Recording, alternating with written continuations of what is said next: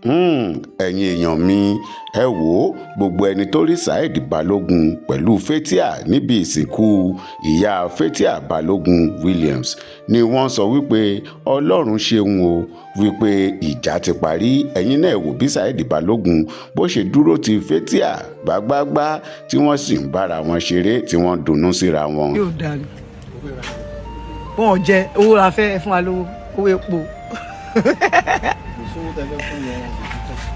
wọn ò lè dúpẹ́ báwo. ṣe bẹ́ẹ̀ tún gbọ́ tí Saheed Balogun tó ń bá Fathia Balogun Williams ṣeré wípé wò ó tí n bá fún ẹ lówó báyìí ò ní dúpẹ́ tí Fathia ní pé wò ó owó ni mo fẹ́. ẹ rí i pé ìfẹ́ ṣì wà láàrin àwọn méjèèjì.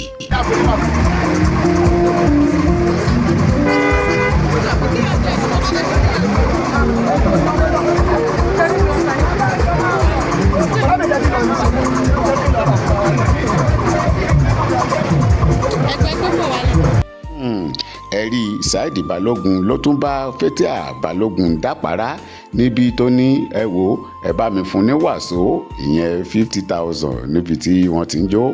ẹ wá wò Saheed Balogun kan náà la tún rí pẹ̀lú Fathia níbí tí wọ́n jọ ń jó níbi ìsìnkú màmá rẹ̀ yìí. Saheed Balogun dúró tán ó wà pẹ̀lú Fathia throughout. ẹ̀yin náà wò ó kò sẹ́ni tó lè rí wọn tó máa sọ wípé àwọn méjèèjì pé wọ́n ti jà o. eléyìí ló fà á tó jẹ́ pé gbogbo àwọn tó ń rí fídíò Saheed Balogun àti Fathia Balogun tí wọ́n jọ ń rìn tí wọ́n jọ ń ṣe gbogbo ẹ̀ náà ni wọ́n sọ wípé ó dára kí àwọn méjèèjì kí wọ́n jọ padà gẹ́gẹ́ bí ọkọ àtìyàwó. ọ̀pọ̀lọpọ̀ ni wọ́n believe ni wọ́n gbàgbọ́ wípé Saheed Balogun ó lè dúró ti Fathia tó báyìí. ẹ wò ó òun náà ló dúró gẹ́gẹ́ bí ọkọ throughout tán fi parí gbogbo prógrámù yìí o. ẹ̀yin èèyàn gbogbo èyí táwọn èèyàn wá ń sọ ni wípé Fathia ó bẹ́tà kó padà sílé Saheed Balogun o nítorí pé ìfẹ́ tí Saheed Balogun tó ní sí Fathia pé kì í ṣe ìfẹ́ kékeré wípé níṣe ni Saheed Balogun tó play maturity tán pátápátá. ẹ wò ó níparí fídíò yìí ṣá ó dà pé nǹkan kan ṣẹlẹ̀. mo fẹ́ kẹ́ farabalẹ̀ kẹ́ wo fídíò yìí dé òpin o nítorí pé ó dàbí gbogbo nǹkan tí àwọn èèyàn sọ wípé káwọn méjèèjì kí wọ́n padà fẹ́ra wọn. ó dà pé bóyá nǹkan kan ṣẹlẹ̀ mi ò ní ṣàlàyé fún wa báyìí. táwa náà tá bá wo fídíò yìí tá bá wò dé ìparí àwa náà rí ohun tó ṣẹlẹ̀ nítorí pé ètò ìsìnkú màmá Fathia Balogun yìí ó tún ti jẹ́ kí ìfẹ́ kó padà sí àárín àwọn méjèèjì. ẹ wò ó máa fi fídíò náà lẹ̀ kí gbogbo wa kájọ wò ó. ilé wa ò ní dàrú o ọ̀nà wa ò ní dàrú o. ẹ jọ̀ọ́ ẹ má wá gbàgbé bá a ṣe ń wo fídíò yìí ẹ bá mi wo ibi tí wọ́n kọ subscribe sí nísàlẹ̀ fídíò yẹn kẹ́ bá mi kílìkì lé lórí. ọwọ́ yín tẹ́ fi ń tẹ subscribe ní orúkọ Jésù ẹ ò ní fi gba lẹ́tà ìbànújẹ́ ẹ ò ní fi gbọ́mọ sí o. Ronú tilẹ̀, àánú rẹ̀ lórí ayé ìlú àkórèdé. Èmi rí pé ó bá òkú pọ̀. Ìgbà tí mo rò ó, iṣẹ́ ìyanu rẹ̀ láyé mi. Mo rí pé ó ga, mo rí pé ó ga, mo rí pé ó ga, mo rí pé ó ga bàbá. Ìgbà tí mo rò ó, iṣẹ́ ìyanu rẹ̀ láyé mi. Mo rí pé ó ga, mo rí pé ó ga, mo rí pé ó ga púpọ̀. Ọlọ́run tó ga, ó wà lókè. Ọlọ́run tó gbẹ́rí nínú ayé. Ó kéré títí ó pàdé ènìyàn. Ó wà lọ́tún wa, ó wà lọ́sí wa. Àyíká àwọn gbogbo wà ní ibẹ̀. Òun Ọlọ́run ọbẹ̀ tí yóò kára. Lórí aláwọ̀ dúdú ó ń ṣiṣẹ́. Àti ọ̀rọ̀ ọ̀pẹ láì kò bá ìtọ́jú. Àti ọ̀rọ̀ ẹgbẹ́ wọn kì í jí ọjọ́ méjì.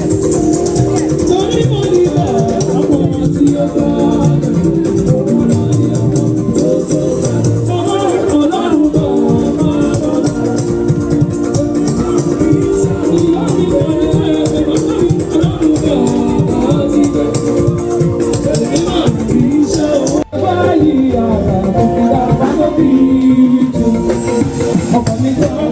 ayọ̀. Mo kọrin ọpẹ́ owó tuntun sí Olúwa.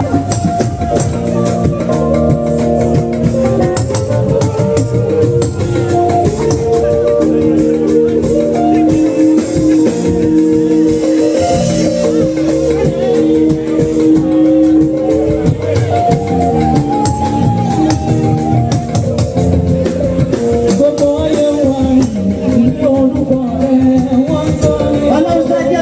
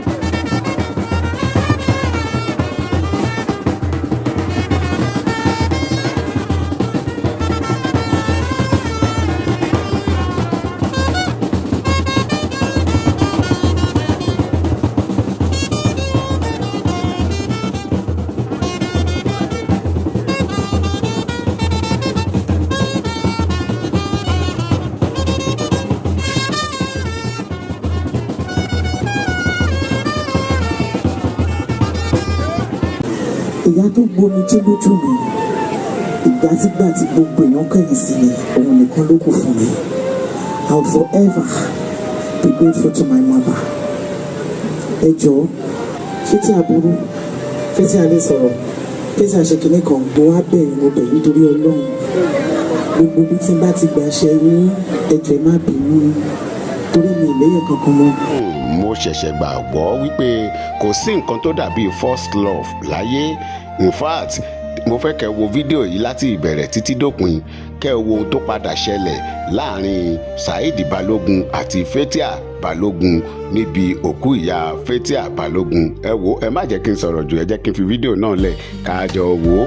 ẹ bá mi kílíkì lé subscribe button tó wà nísàlẹ̀ yẹn ọwọ́ yín tẹ̀ fi ń tẹ subscribe yẹn ní orúkọ Jésù ẹ ò ní fi gba lẹ́tà ìbànújẹ́ o. Amen. I want to seize this opportunity to say thank you to everyone that has been standing by for me. Thank you. This was a great loss. I didn't plan for this. 2025 was tough for me. And I thought 2026 was going to be better. Something else came. I lost my mom. I lost my best friend. I lost my prayer warrior. I lost everything God gave to me at the best time. I'm not the mother of my kids. My mom is the mother of my kids.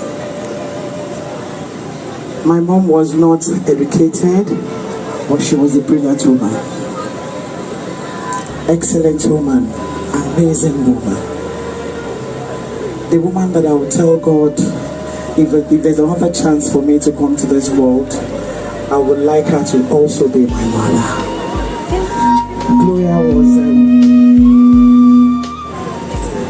Gloria was this person that I cannot describe. I didn't even know I was going to have this strength to say this. Nothing in my entire world has broken me like this. I still cannot fathom it. I'm not strong. I'm just pretending. I'm still like a movie. For me, I still think she's around. But I want to bless my soul. I also want to beg my soul to move on. Because I don't know what to do. I don't think I'll get over this in a jiffy. I didn't even know my mother was amazing. I got so many calls from my marketplace, from family, from friends. You can't see nothing to say about my mom. I grew up knowing my mom as a silent woman, a fighter, a deep woman. I learned a lot from her. Like I said, she was not educated, but anytime I go to Gloria to say, Mommy, this and this and this and this, she would always add a solution to my problem. If everyone says no to me, she will say yes to me. She's the only one I can say, I don't want to talk to you. Mommy, I don't pick your call. I don't want to talk to you. And she still call me and say, I want to talk to you. I pray God blesses her soul. And I know and I believe that she's in a safe place. Tí ọ̀hún bá wà, ìyá mi ń bẹ lọ́hùn. Ìyá mi ọ̀wọ́n, ìyá tí mi ò ní rí mú. Ìyá tó gbomi tí lójú mi. Ìgbàtígbà tí gbogbo èèyàn kẹ̀yìn sí mi, òun nìkan ló kù fún mi. I would forever be grateful to my mother.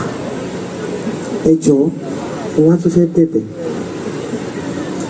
Fathia burú, Fathia lè sọ̀rọ̀, Fathia ṣe kinní kan, Gloria ni o. Mo wá bẹ̀yìn mo bẹ̀ nítorí Ọlọ́run. Gbogbo bí tí n bá ti gbàṣẹ yín, ẹ jọ̀ọ́ ẹ má bínú torí mi ìléyìn kankan mọ́. It's just 2 years my father passed.